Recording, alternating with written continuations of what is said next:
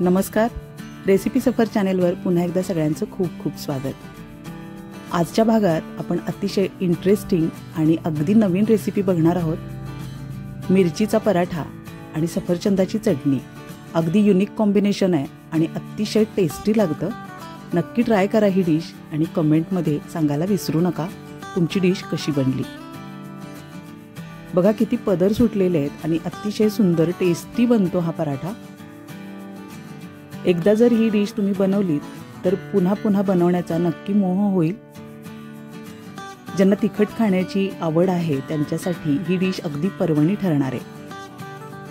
सफरचंदाची चटणी खूप छान, अगदी खूपच टेस्टी लागते आणि 3-4 महिने सहज टिकते. पण 3-4 महिने टिकण्यासाठी कोणतं इन्ग्रेडियंट वापरायचं ते मी तुम्हाला पुढे सांगणार आहे. चटणी बनवण्यासाठी 1-2 चमचे खसखस घेतलेली आहे मी. मंद गॅसवर अगदी छान भाजून घ्यायची आहे. खूप करपवायची नाही, फक्त फुलेपर्यंत आपल्याला गरम करून घ्यायची आहे. खसखशीमुळं चटणीचं सौंदर्य तर वाढतंच, पण टेस्ट सुद्धा द्विगुणित होते. चटणी बनवण्यासाठी स्टीलचंच भांडं घ्यायचं आहे. कुठल्याही धातूचं भांडं अजिबात वापरू नका. चमचाभर तेल घेतलेलं आहे मी आणि चटणी बनवण्याच्या अगदी वेळीच सफरचंद आपल्याला सोलून त्याची साल काढून फोडी बनवून घ्यायचे आहेत. 1 चमचा तेलावर 1 चमचा जिरे टाकायचे. आता सफरचंदाच्या फोडी टाकूया. फोडणीत परतत असताना सफरचंदाला आपोआप पाणी सुटतं, त्यामुळं वरून वेगळं पाणी घालण्याची अजिबात गरज नाही. 2-3 मिनिटं अशाच फोडी परतत राहायच्या आहेत.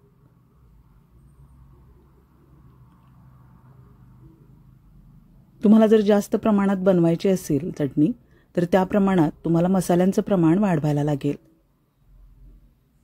या 1.5 सफरचंदाच्याच फोडी आहेत, त्या प्रमाणात मी मसाल्यांचं प्रमाण सांगितलेलं आहे.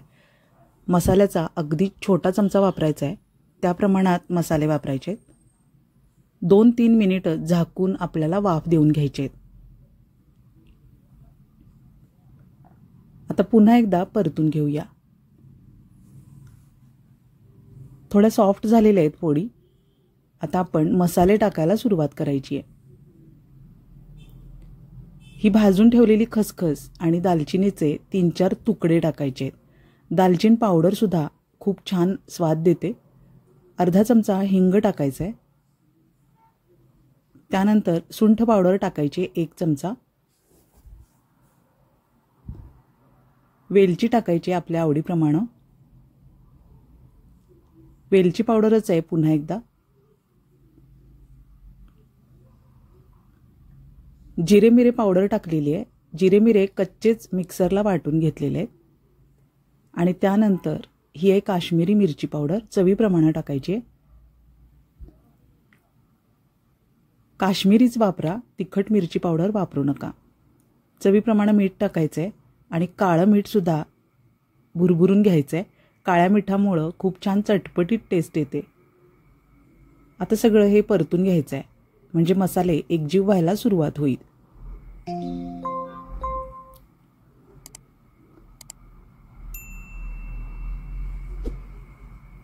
सगळं व्यवस्थित परतून झाल्यानंतर अर्धा चमचा हळद टाकायची आहे.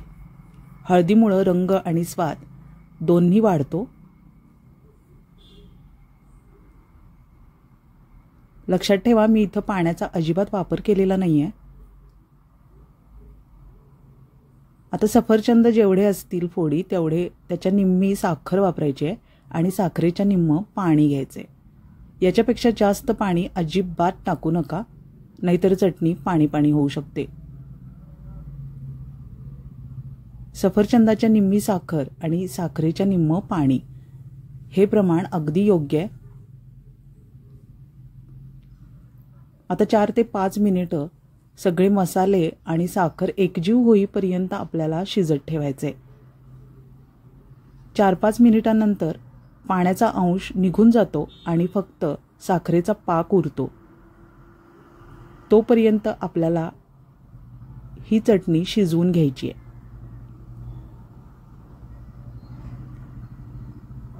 फोडी अगदी सॉफ्ट होईपर्यंत मंद गॅसवर व्यवस्थित शिजू द्यायचं आहे. गॅस अजिबात मोठा करू नका. स्टीलचंच भांडं वापरा.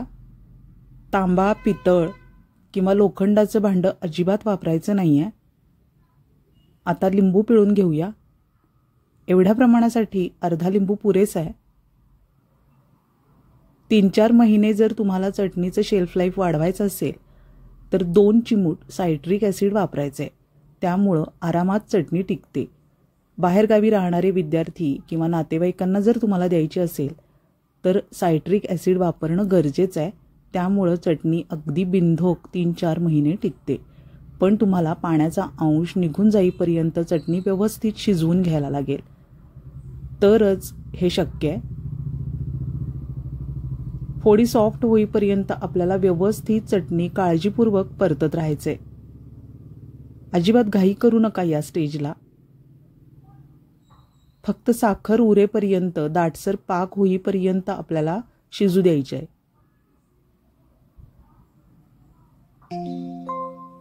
बघू शकताय तुम्ही, आता बुडबुडे यायला सुरुवात झालेली आहे आणि अगदी दाटसर दिसतीये चटणी.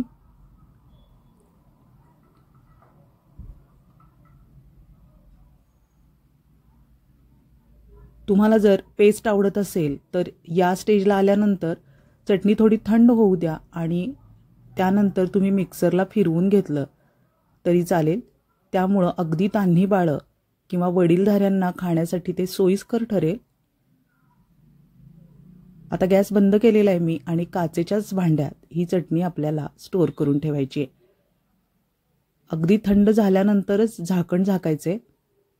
काचेच्या बाउलमध्ये काढून घेतलेली आहे मी. बघा किती छान आणि टेस्टी दिसतीये. रंग सुंदर आलेला आहे चटणीचा. नक्की बनवून ठेवा. सफरचंदाचा सीझन सुरू झालेला आहे.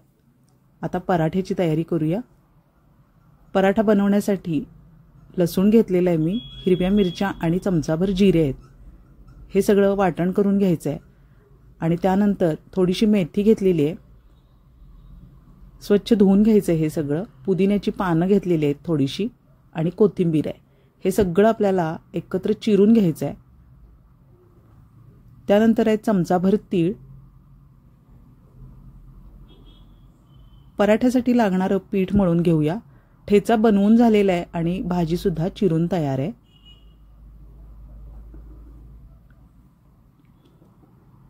एक कप आहे हे गव्हाचं पीठ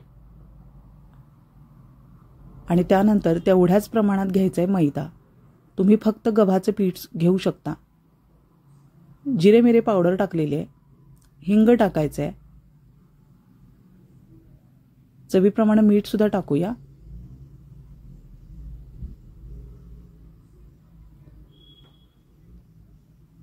आणि त्यानंतर ठेचा टाकायचा आहे आपल्याला. मिरची, लसूण आणि जिरे असं जे भरडसर वाटून घेतलं होतं आपण, तो ठेचा टाकून घ्यायचा आहे आणि चमचाभर थंड तेल आहे हे. तेलामुळं पराठा सॉफ्ट होतो. सगळे मसाले पिठात एकत्र व्यवस्थित मिक्स करून घ्यायचे आहेत.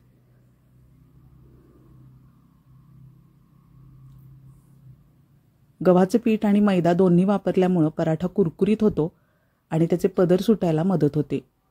थंड पाणी वापरून अगदी मीडियम कन्सिस्टन्सीमध्ये हा गोळा आपल्याला मळून घ्यायचा आहे. खूप सैल नको, खूप घट्ट नको, अशा प्रमाणात व्यवस्थित मळून घ्यायचं आहे. त्यामुळं पदर छान सुटतात. गोळा बनवून तयार आहे. आता 10 मिनिटांसाठी आपल्याला झाकून बाजूला ठेवायचं आहे. 10 मिनिटांनंतर बघूया.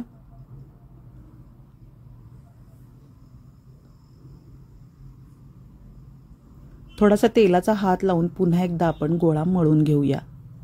त्यामुळं तो सॉफ्ट होईल आणि लाटायला सुद्धा सोपं जाईल. गव्हाच्या पिठावर लाटून घ्यायचं आहे. लाटण्याची पद्धत बघा, त्यामुळं पदर सुटतात छान. नेहमीप्रमाणेच याची चपाती लाटून घ्यायची आधी. थोडीशी मोठीच लाटून घ्यायची आहे. आता त्यावर तेल लावून घेऊया. तेल लावल्यामुळं पदर सुटायला मदत होते. व्यवस्थित भरपूर प्रमाणात तेल लावून घ्यायचं आहे. तूप किंवा लोणीसुद्धा लावू शकता. आता कोरडं पीठ भुरभुरून घ्यायचं आहे.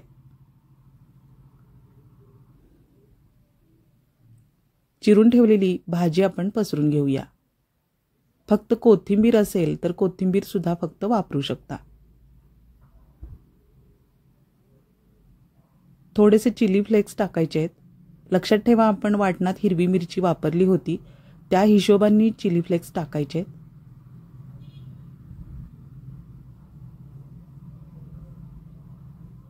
तुम्हाला जर चिली फ्लेक्स आवडत नसतील किंवा नको असतील तर नाही टाकले तरी चालतात. हिरवी मिरची टाकलेलीच आहे.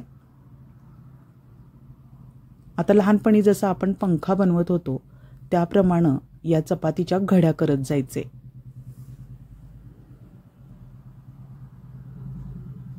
पीठ मध्यम मळून घ्या, म्हणजे घड्या करायला सोपं जातं. घड्या काळजीपूर्वक करून झाल्यानंतर हा असा रोल बनवून घ्यायचा आहे.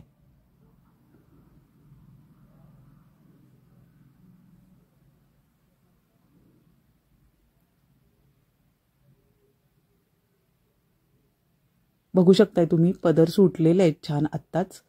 आता अगदी हलक्या हातानं व्यवस्थित लाटून घ्यायचं आहे. लाटणं खूप जोरजोरात चालवायचं नाही आहे. हलक्या हाताने लाटून झाल्यानंतर उरलेली भाजी पुन्हा एकदा आपल्याला ही पसरून घ्यायची आहे.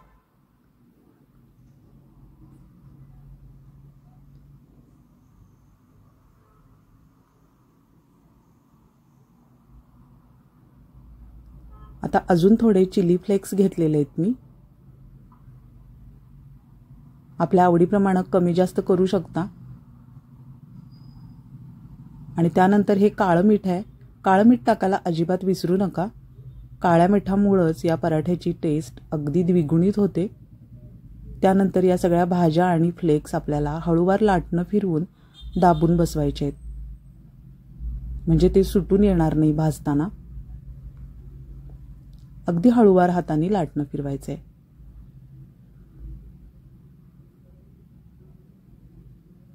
एका बाजूला तवा तापत ठेवलाय मी. आता अगदी हळूवार हाताने पराठा आपल्याला तव्यामध्ये ठेवायचा आहे. थोडंसं तेल घालूया आणि त्यानंतर पराठा शेकून घ्यायचा आहे. जपून करा हे सगळं काम.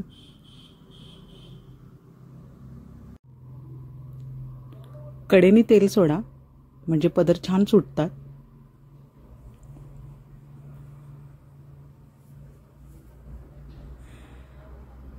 गॅस लो टू मीडियम ठेवायचा आहे. खूप मोठा गॅस करू नका, त्यामुळं आपण ज्या भाज्या लावलेल्या आहेत वरून त्या करपू शकतात. तेल, तूप किंवा लोणी, बटर असं काहीही तुमच्या आवडीप्रमाणे तुम्ही लावून हा पराठा भाजून घ्या दोन्ही बाजूनी. मस्त बनते ही डिश. अगदी नक्की ट्राय करा. रेसिपी सफर चॅनेल अजून तुम्ही सबस्क्राईब केलं नसेल तर जरूर सबस्क्राईब करा, लाईक करा, शेअर करा.